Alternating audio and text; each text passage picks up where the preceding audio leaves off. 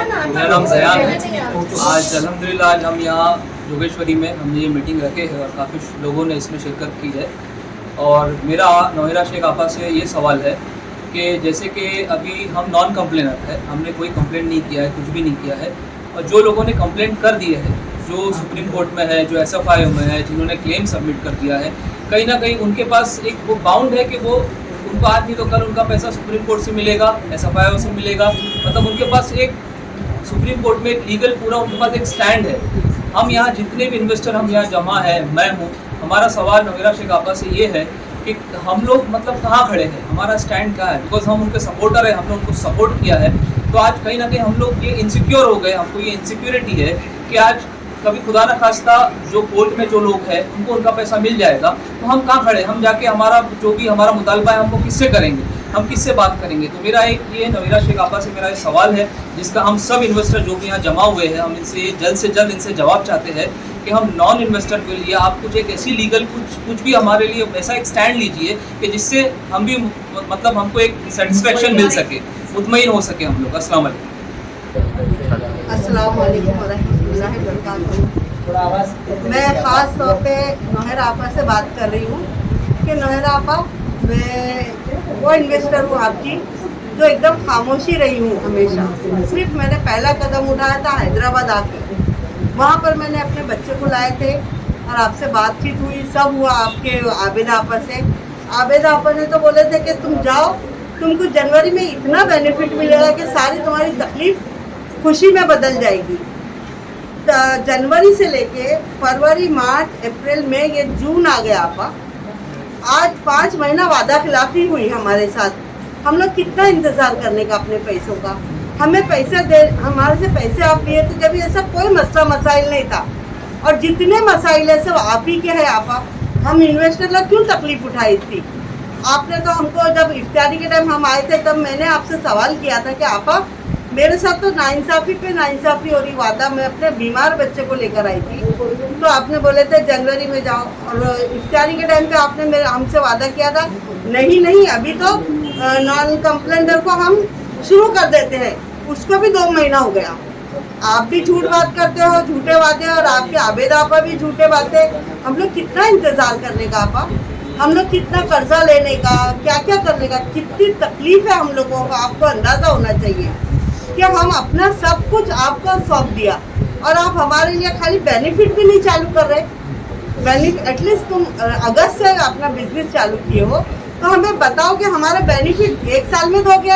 आपने बताए थे जनवरी में देंगे, जनवरी में आपने नहीं दिए। अब हमको आप सामने से बताओ कि हमारा साल 2 साल में मिलेगा बेनिफिट, कि 1 साल में मिलेगा, 2 साल में मिलेगा, 3 साल में मिलेगा। खुल के हमें बताओ, हम कितना इंतज़ार करने का। एक दिन 1 साल लगता है कि आज भी ये वीडियो नहीं आया, आज भी आपका का वीडियो नहीं आया। आप अपनी तरफ से सब मुतमईन है, मगर यहाँ हम सब औरतें देखो कितनी परेशान है, अपना अपना घर छोड़ के एक जगह जमा होकर आपके लिए वीडियो बना के डाल रहे हैं। हम रिक्वेस्ट कर रहे हैं आपसे, आपा प्लीज़ हमारे सवालों के जवाब दो। हमको बेनिफिट कब मिलेगा, हमें हमारा पैसा कब मिलेगा? अल्लाह रसूल का वास्ता है, आप अल्लाह रसूल की बातें करते थे, इसके लिए हमको आप भरोसा था। अब हम अल्लाह रसूल की बातें करके हमारा पैसा मांग रहे हैं वास्ता देके, और प्लीज़ आपा हमें हमारा पैसा दे दो, और इंशाल्लाह आप दोगे, मुझे पूरा यकीन है आप पे, इंशाल्लाह जल्दी से जल्दी पैसा दोगे। अस्सलाम वालेकुम। मैं नसरीन शेख बोल रही हूँ, जोर से बोल। मैं नसरीन शेख बोल रही हूँ। हम लोग बहुत प्रॉब्लम में है, कुछ तो समझिए। इतना साल हो गया, अभी मेरा हस्बैंड भी 40 दिन हुआ इंतकाल हो के, पैसे के वजह से हम लोग ने प्राइवेट में डाले, जो कैसा भी करके आप पैसा हम लोग को देंगे। हम लोग, मेरा लड़का भी एक्सीडेंट हो गया, उसका भी प्रॉब्लम है। अब थोड़ा तो हम लोग को समझिए। ये 3 साल में हम लोग कभी भी आपको कभी भी बात नहीं किए, न जाके मिले, मतलब इतनी मजबूरी हुई जो बोलना पड़ रहा है। अब हम लोग का तो कुछ तो समझिए ना, हम लोग कंप्लेंट किए ना कुछ भी किए, तो आप उसका ये सिला दे रहे क्या? अस्सलाम वालेकुम भाई, मैं परवेज मुंबई से बोल रहा हूँ। और सबसे पहले जो हीरा गोल्ड की मीटिंग है, माशाल्लाह यहाँ पे सारे लोग आए हुए हैं। मैं आपा नौहिरा शेख से एक रिक्वेस्ट करना चाहूँगा कि आपा अभी तक जो भी बदज़बानी हुई है, जो भी जिस तरीके से आपने अपने अल्फाज को पेश किया है, उस पर लोग सेटिस्फाइड नहीं है। आपसे रिक्वेस्ट है, आप एकदम क्लियर जवाब सारे लोगों को दीजिए। हमने आपको अपना रहबर समझकर अभी तक आपके नाम पे एक भी कोई भी आदमी जो है कंप्लेन करके नहीं लिया। हम लोग नॉन कंप्लेनर हैं। तो मेरा रिक्वेस्ट ये है कि आप सारे लोगों को सेटिस्फाइड करने के लिए बेहतरीन कम्युनिकेशन कीजिए, वो भी उन लोगों से जो नॉन कंप्लेनर हैं। जो लोग आपके बीच में मिसगाइड कर रहे हैं, बराए मेहरबानी उनकी बात को इतना ज़्यादा मत सुनिए।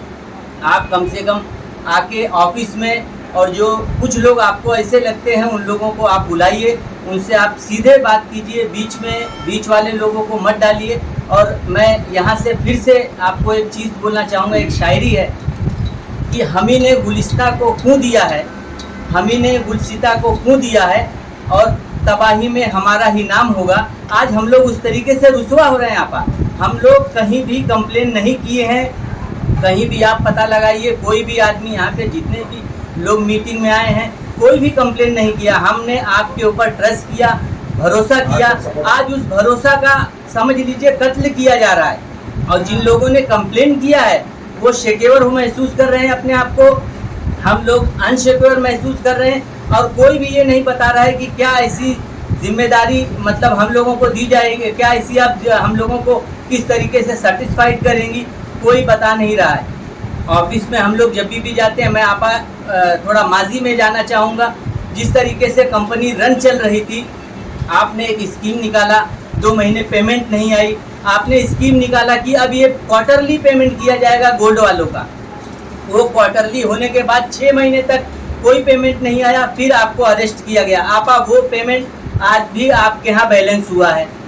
उसके बाद आप जेल जाती हो, जेल से निकलने के बाद आप तुरंत आने के बाद बोलती है कि सारे लोग लिंक भरेंगे, एक विड्रॉल का फॉर्म रहेगा, एक पार्सल विड्रॉल रहेगा और कंटिन्यू रहेगा।